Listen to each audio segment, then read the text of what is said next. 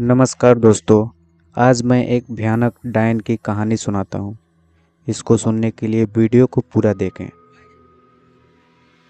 गांव के बाहर एक पुराना हवेली था जिसके बारे में कहा जाता था कि वहाँ एक डायन का साया रहता है।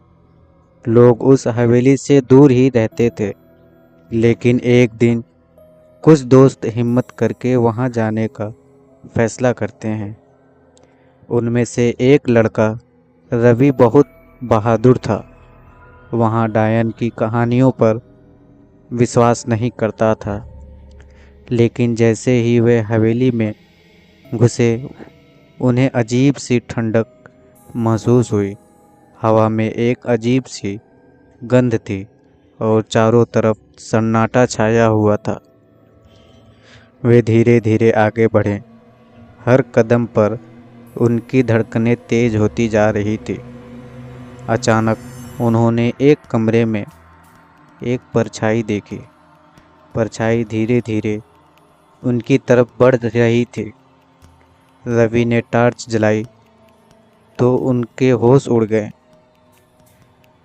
वहाँ एक भयानक डायन खड़ी थी जिसके लंबे लंबे बाल थे और आंखें लाल रंग की थी।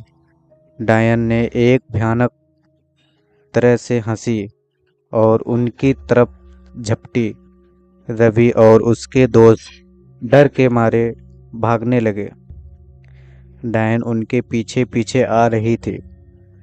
वे किसी तरह हवेली से बाहर निकले और गांव की तरफ भागे। उन्होंने गांव वालों से सारी बात बताई, लेकिन किसी ने उनकी बात पर विश्वास नहीं किया। लेकिन रवि जानता था कि डायन असली थी। उसने अपने दोस्तों के साथ मिलकर डायन को हराने का फैसला किया। उन्होंने एक तांत्रिक से मदद मांगी जिसने उन्हें डायन को मारने का तरीका बताया। अगले दिन वे फिर से हवेली में गए। इस बार वे पूरी तैयारी के साथ गए थे। उन्होंने डायन को ढूंढ निकाला और उससे लड़ाई की। डायन बहुत शक्तिशाली थी, लेकिन रवि और उसके दोस्तों ने मिलकर उसे हरा दिया। डायन की मौत के साथ ही हवेली का साया भी मिट गया। लोग अब उस हवेली में बिना डरे जा सकते थे। रवि और उसके दोस्त गांव के हीरो बन गए।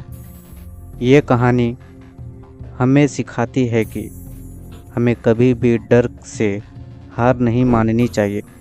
अगर हम हिम्मत और समझदारी से काम लें तो किसी भी मुश्किल का सामना कर सकते हैं।